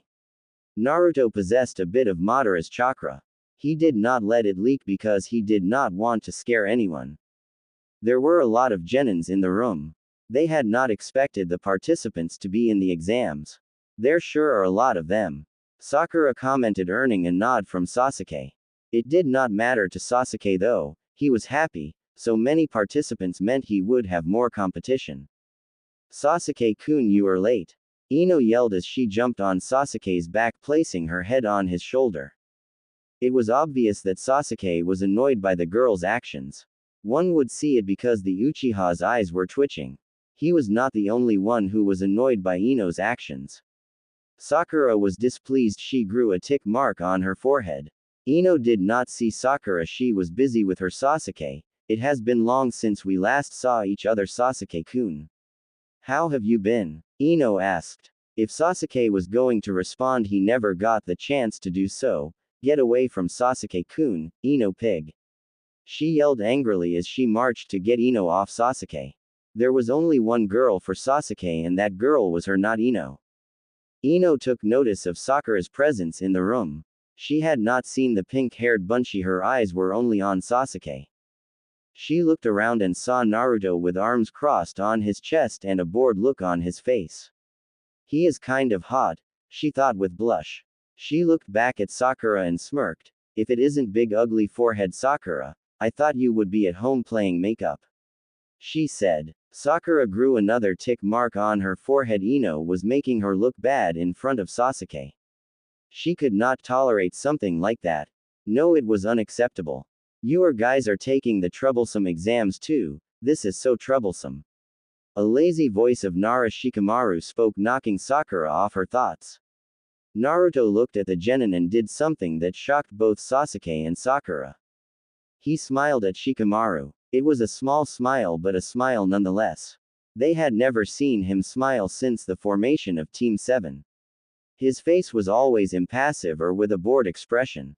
Sakura stared at Naruto. Sasuke-kun, did Naruto just smile? She asked. Surprisingly, Sasuke responded with a nod. Ino looked at them confusedly. Is it that surprising to see Naruto smile? She asked, looking at the two. Both ignored her as they got over their shock. Shikamaru gave a small nod to Naruto before answering Ino, I guessing it is shocking to them because they had never seen Naruto smile during their time in Team 7. He said, earning a nod from Ino. I found you. Kiba yelled as he made his way to the group. Looks like everyone has assembled. He said as his teammates joined the group from behind the genin. Shino still had his impassive expression while Hinata well, Hinata. She greeted the group and started to poke her fingers as soon as she laid her eyes on Naruto. A pink tint appeared on her cheeks. Naruto noticed but shrugged it off. He was not the only who noticed in the group. Not you guys too, this has become too troublesome. Shikamaru said with a sigh as he looked at Team 8. Yay, we are. And guess what? Kiba said. Together we make the rookie 9 of Konoha. He yelled, not hiding his excitement. Akamaru barked in agreement to his master's words. This is the first time in years that rookies took part in the Chunin selection exams, and we are the ones to do it. He said, showing that he did read a bit of history. You seem rather confident, Kiba. Sasuke said with a smirk on his face. Kiba snorted. Of course I am confident, he said. We did a lot of training since we became genin and we won't losing to the likes of you like we did in the academy. He said, confident that he could beat someone like Sasuke. Sasuke snorted. There was no way someone like Kiba would take him down. Kiba was saying what he was saying because he had a mouth to speak. Naruto looked away from the group as he sensed someone coming close to the group. You guys should be quiet.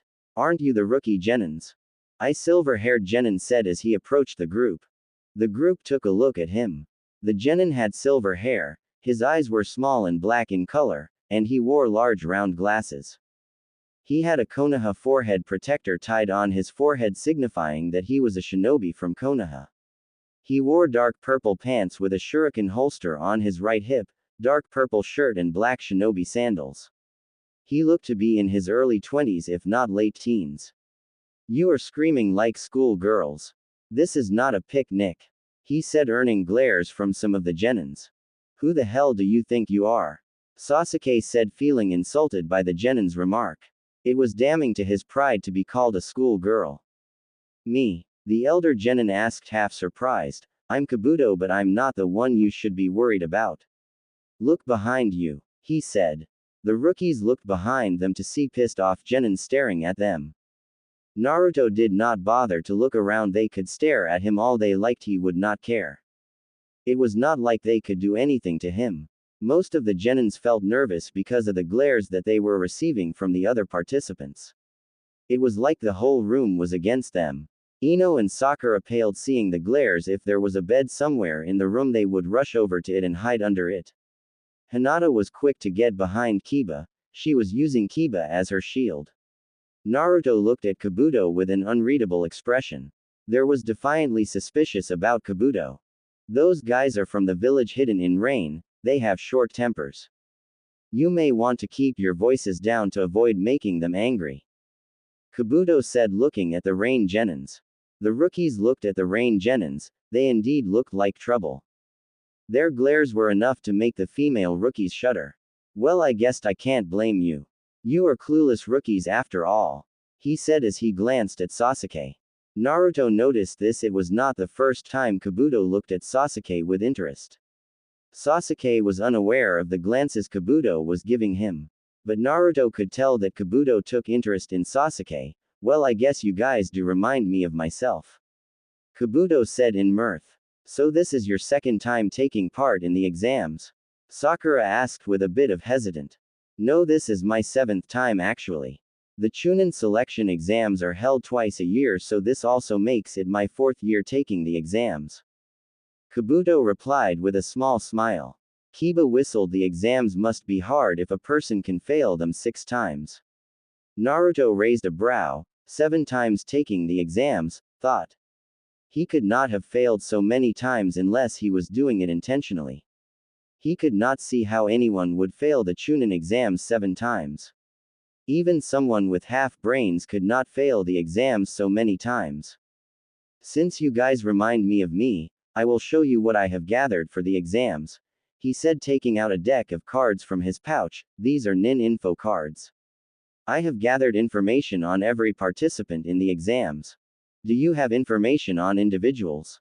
Sasuke asked, clearly interested. You are worried about someone? Kabuto asked with a smirk, looking at Sasuke. My info is not perfect, but it not the same as having nothing, he said. Just tell me the name of the person and I will tell you what I know about the person, Kabuto said, pushing his glasses up, something that seemed to be a habit of his. Give me information on Uzumaki Naruto, Sasuke said. The other genins were clearly interested in learning something about this transformed Naruto. Naruto looked at Kabuto, wondering what Kabuto had on him. Kabuto nodded and began to read one of his cards, Uzumaki Naruto Genin from Konoha. He graduated as a dead last but changed afterwards. Nobody really knows what happened. He is in Team 7 along with Haruno Sakura and Uchiha Sasuke, their Jonin sensei being Hatake Kakashi. Naruto has completed 15 D rank missions, 1 C rank mission, and 2 A rank missions along with his teammates. He specializes in taijutsu. His speed is said to rival that of a Jonin and can defeat some Jonins in a pure taijutsu fight. Kabuto read. Hey, when did you guys get to do A rank missions? Kiba asked. Of all what Kabuto had read to them, the fact that Team 7 had done A rank missions was more important to him more than info on Naruto. No one in Team 7 answered his questions. His information is accurate, Naruto thought. The info Kabuto had on him was the same as the one that Konoha had on him in their records. Can you give me information of Subaku no Gaara? Naruto spoke for the first time since he entered the room. He had all the information he needed on Gaara.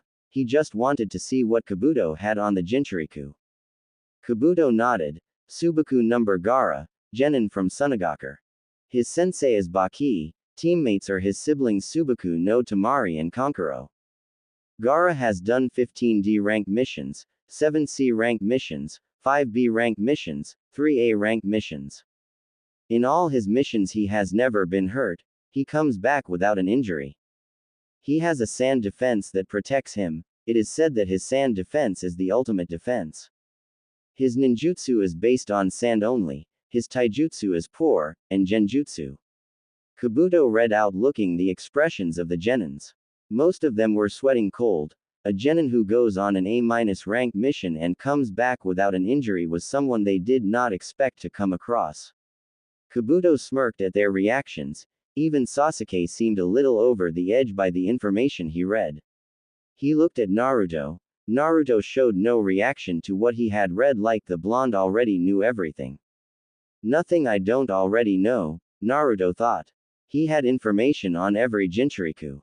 It was important for him to know all the information, as he would have to deal with them one day as his years progressed. For him to get Tobi to come after him, he would have to disrupt the man's plans. Getting to the Jinchuriku before Tobi was the best option he could take. Thinking of Gaara, the Jinchuriku could prove to be a good challenge for him.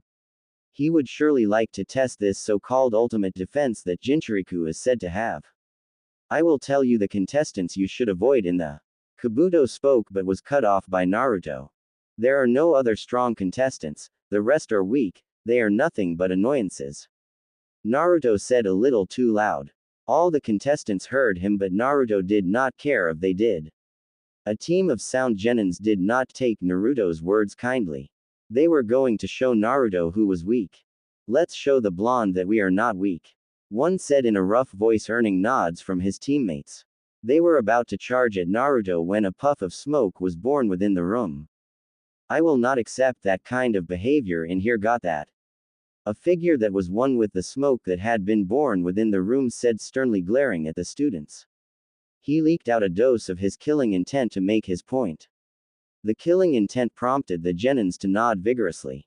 The figure smiled. All right, you maggots, take you sits now. He said in a firm voice, making the genins hurry up to take their sits. The genins took each of their assigned sits and looked back at the man in front of the room. I am Morino Ibiki. I am the proctor of the first test of the Chunin selection exams. The proctor introduced himself to the genins.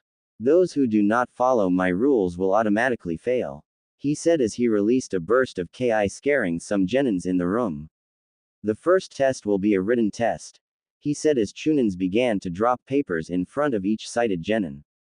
The rules of exams are as follows and there will be no questions asked, he said with a commanding tone, releasing his ki to make it clear that he was serious. He tapped the chalkboard in front of the genins and the rules appeared. Chunin Selection Exam Test Rules. Rule 1. Test takers start off holding a perfect test score of 10 points. The test itself has 10 points for each question answered incorrectly, a point is deducted. Rule 2. The test is a team event. The passing score of each team is calculated by adding the scores of each team member altogether. Rule 3. Those caught cheating will have 2 points deducted for each offense. Rule 4. Those who lose all their points or do not answer any question correctly will fail along with their teammates. All genins read from the board. Some looked at their teammates to see if they were prepared. If Naruto was still stupid, Sakura would have been worrying about Naruto. But she had nothing to worry about, he was smart enough to pass the test. She did not have to worry about Sasuke either. I expect nothing but the best from genins trying to become Chunin. He paused, looking at every genin in the room. You will only answer questions 1 to 9. The 10th question will be answered after we finish the first 9. The exam with B for 45 minutes begin. He yelled the last part as the genins flipped their papers. Naruto looked at the questions and raised an eyebrow. Had he not been reading different books and scrolls ever since he was 6, he would never be able to answer any of the question. He was thankful that Madara had brought him all those books he had brought for him to read. The questions were difficult but he could answer them. He was sure that not even some Chunins could answer the type of questions that are within the papers. It only meant that they did not expect all of them to pass. Naruto thought for a moment before narrowing his eyes around the room. Sasuke had his Sharingan activated, copy others' movements, he was doing well.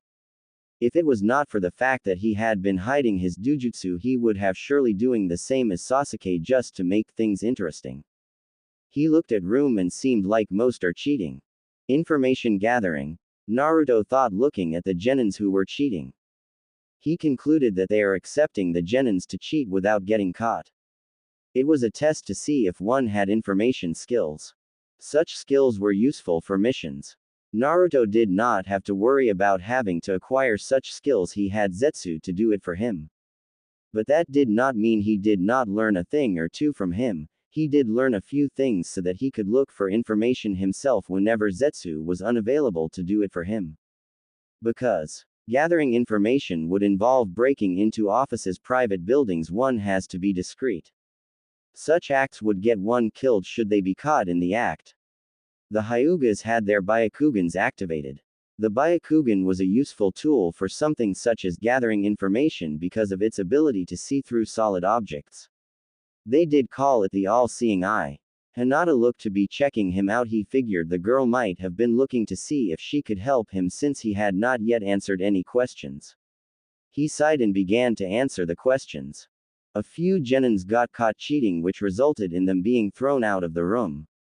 They were thrown out because they had been denying that they were cheating the exams. If one's teammate got caught, it meant it was all over for the whole team. Something like this could break and make a team. The others could blame the one who got caught for their failure. Which would be true. Had he not been caught, they would never had failed the exam. But some would help each, seeing that their teammate lacks in information gathering skills.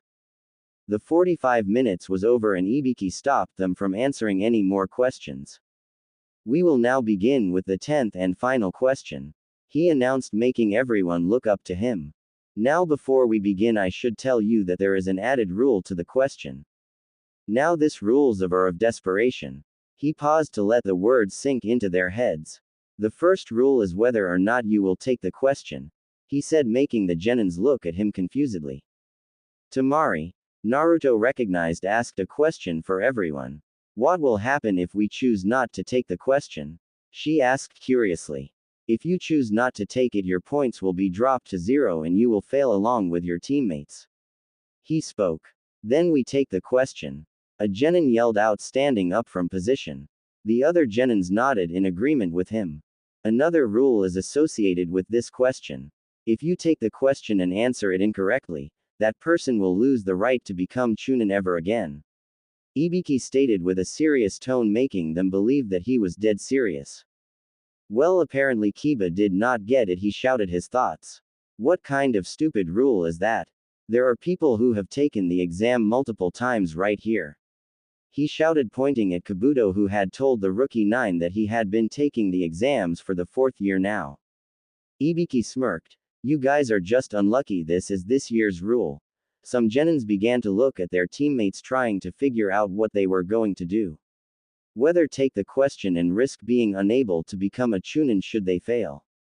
Naruto just sat there looking calm as always.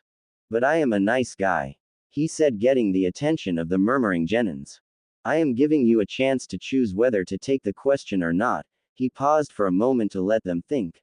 I have to stay calm and follow the lead teammates, Sakura thought to herself as she looked at Sasuke and Naruto, who both looked calm. Ibiki continued. Now let's begin with the 10th question.